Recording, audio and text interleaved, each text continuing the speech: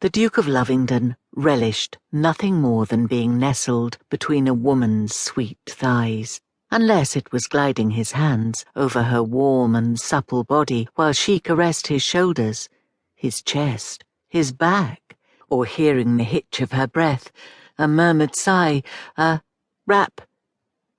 He paused. She stilled. "What was that?" she whispered. He shook his head, gazing into her brown eyes and fingering back from her blushing cheek the stray strands of her ebony hair. "The residence settling, no doubt. Pay it no mind." He lowered his mouth to her silky throat, relishing her heated skin. "Rap, rap." Damn it all. He winked. "Excuse me but a moment." Rolling out of the massive bed that had been specially built to accommodate his large frame, he marched across the thick Aubusson carpet, his temper barely leashed. His butler, all his servants, knew better than to disturb him when he was enjoying the offerings of a woman. He closed his hand around the handle, released the latch. "There damned well better be blood or fire involved." He swung open the door. "In whatever—" He stared into wide, rounded sapphire eyes that dipped down before quickly jerking up and clashing with his of amber. "Sweet Christ! Grace! What the devil?" Before she could respond, he slammed the door shut, snatched up his trousers from the floor, hastily drew them on, and proceeded to button them. "Another one of your paramours?" the luscious vixen in his bed asked.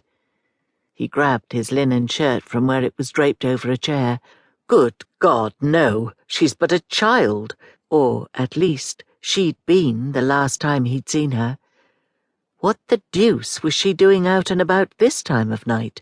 Had she no sense whatsoever?" After pulling on his shirt, he dropped into the chair and tugged on his boots. He didn't know why he was concerned with Grace's sensibilities. It was truly a bit late to worry about them, considering the view he'd given her when he opened the door. Trust her to take the sight with unfettered aplomb. She'd always been a bold little she-devil, but she'd taken things too far tonight. He shoved himself to his feet and crossed over to the bed. Leaning down, he kissed the lovely's forehead.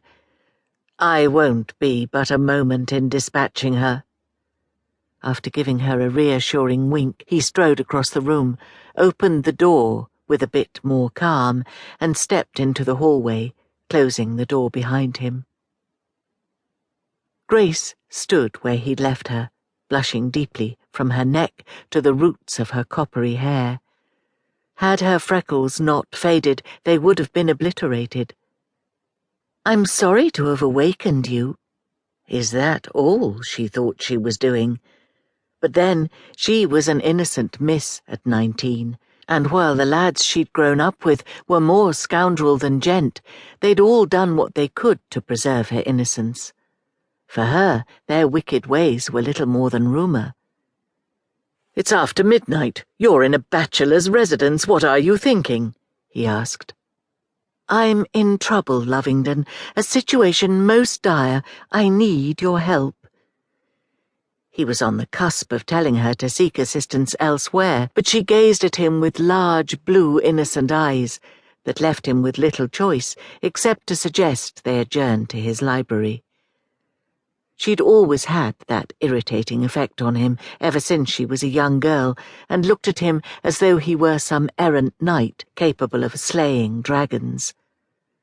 Perhaps, in his youth, when the dragon was little more than her foul-tempered cat, in need of rescue from its perch on the tree limb. But he had learned through harsh experience that he was not a dragon slayer.